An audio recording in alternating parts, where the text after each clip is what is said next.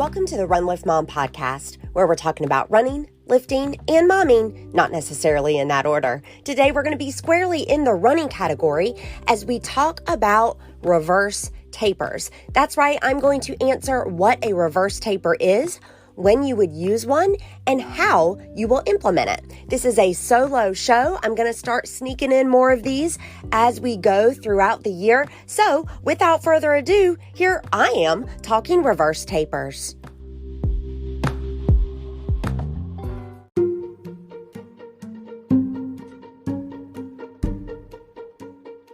Okay, I have to start this episode by reminding you that I am not a medical professional.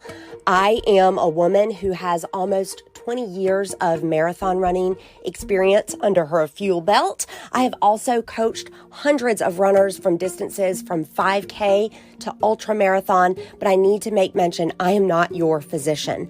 So I want you to listen to this episode for information purposes only, and then I want you to take the advice to your physician and ask him or her what they think in relation to your running journey. They know your individual health, and they are the best person to tell you, yes, you should do this, or hey, that's great information, but not for you. All right?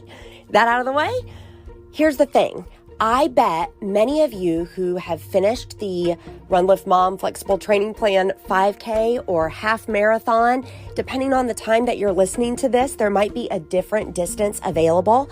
You can go to runliftmompod.com/training and then just see which plan is free. I do a new distance every couple of months. That said, when you complete the training plan and you finish the race, some of you are going to be like ready to go for the next, right? Like you are hyped. You have your eyes set on the next race. When do you get to register? Yay! Hold on.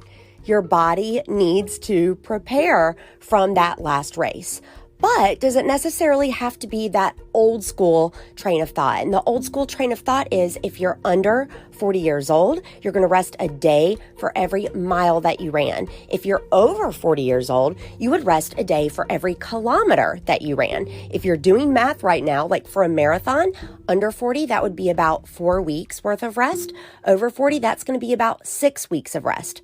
That's a lot of rest, y'all. And in the last decade, we have really seen exercise science catch up to runners' motivation these days. And we've seen that maybe not that much is necessary, especially for more recreational runners. Look, if you're running a sub 3 hour marathon, if you are running like 2.5 hours and you're an Olympic trials athlete, your coach is absolutely going to tell you different. And in that case, that 4 to 6 week estimate is probably accurate, okay? You are a different beast. Why are you listening to this show? Just kidding, Mary.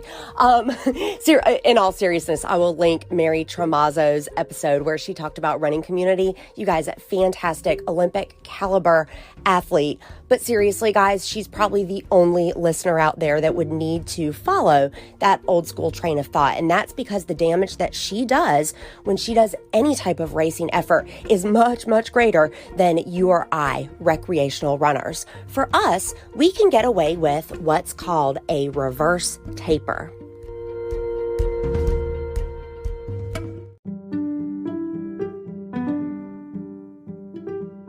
All right, here's how you're going to do a reverse taper.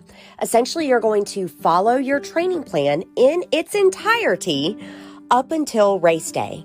You will notice that either the last 3 weeks or 2 weeks were weeks where your overall volume started to go down. This is traditionally what we call a taper, and a taper is simply where you're going to do less and less work so your body can be more and more prepared on race day to perform your best. So you are going to downshift so you can really knock it out of the park on race day.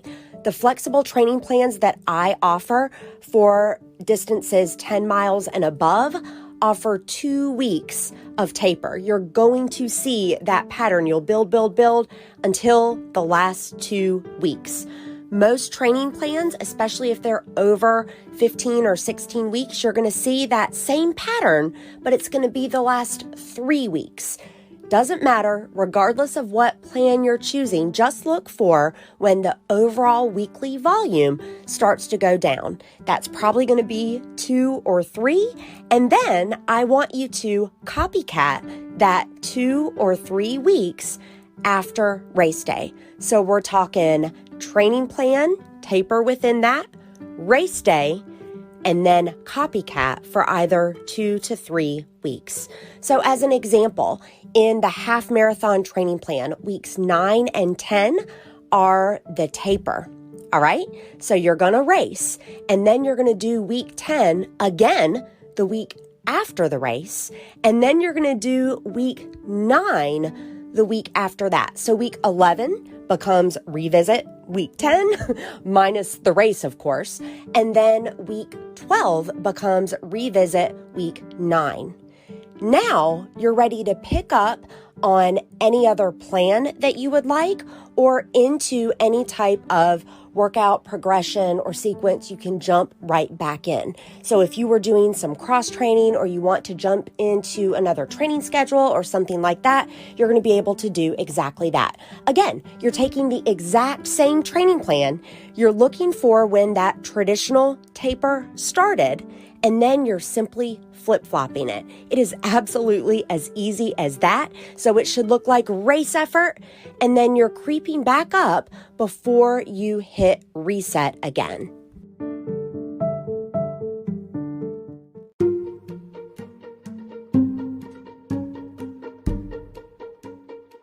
Now, the most common reason for wanting to do a reverse taper is you've got another race you want to do, and it's coming up soon.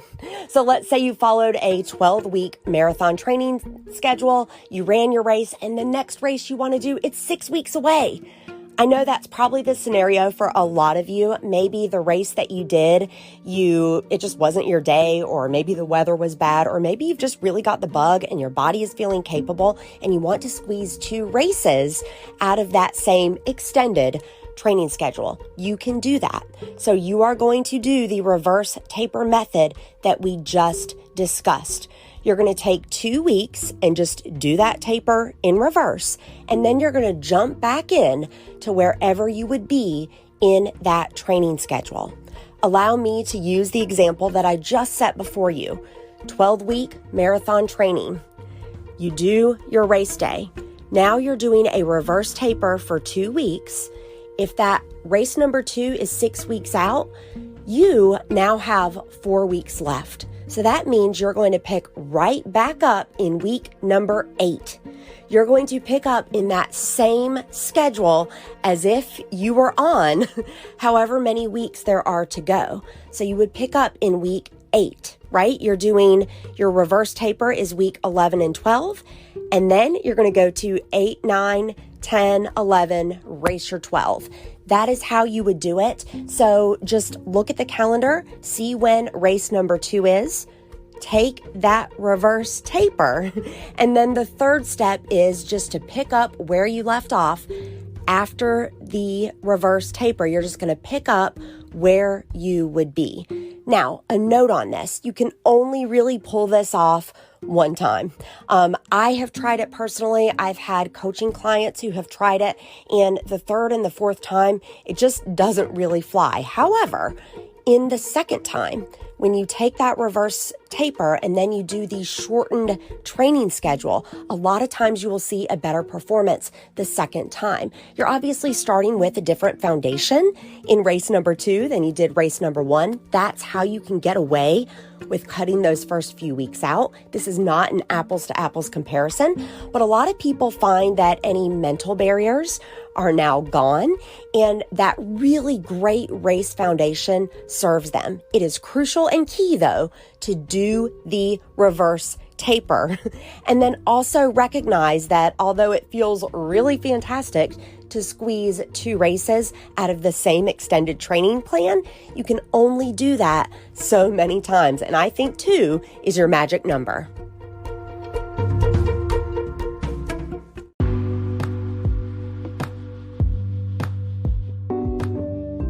So that's it, guys. That's how to do a reverse taper. I hope this has been helpful for you. I want to remind you that I do have a visual example in your show notes. You're going to click details or swipe up. And I also want to remind you that if you're feeling like, oh yeah, I'll implement this reverse taper, I'll do that second race, I just want you to take a second and make sure that second race this close to your first is what you want. I want to make sure that you're not like keeping up with the fitness Joneses. Take a look into your inner self and see if you mentally are ready, because yeah, it can be physically exhausting to do 2 race cycles in a row. It can also be mentally exhausting. So please just make sure that you are caring for yourself by thinking about, do you really want to do this? If it's any kind of like pressure, or you feel like you should be racing often because you see that other people are racing often, I would challenge that thinking. I would challenge that thinking because running is a gift and running should bring you joy. Running can be with you in all seasons of life, including those that you might not want to race all the time. So if you just want to get out there and you love the excitement of a race and you want to do 2 because the calendar says it will work and you're feeling froggy, go for it. And I hope you will use a reverse taper to do so.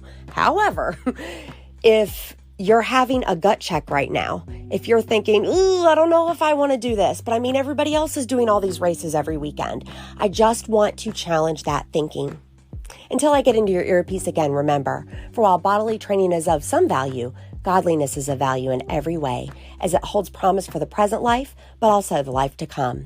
That's from 1 Timothy 4:8, and this has been the Run Lift Mom Podcast.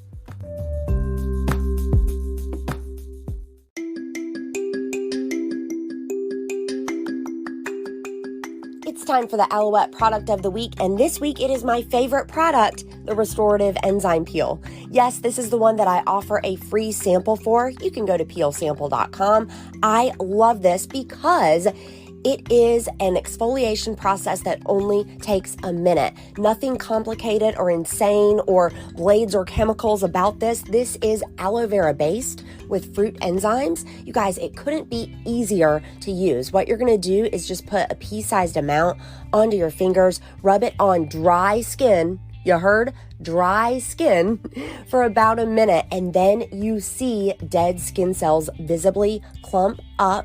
You can wipe them right off. I just love that I can see and feel these tangible results. There aren't any chemicals, blades, anything like that to get your skin nice and smooth. You use this on your face, for duh, but then also you can use it on your hands or feet. So if you've got barbell hands that you're trying to get rid of without taking a blade to them, this is it. If your feet, if you've been doing a lot of running, if your heels need some help, this will get them in tip-top shape so you can wear sandals again in the spring. It is the Restorative Enzyme Peel. I want you to click details or swipe up. Gonna depend on the player you're in. You can click right over to that product and check it out.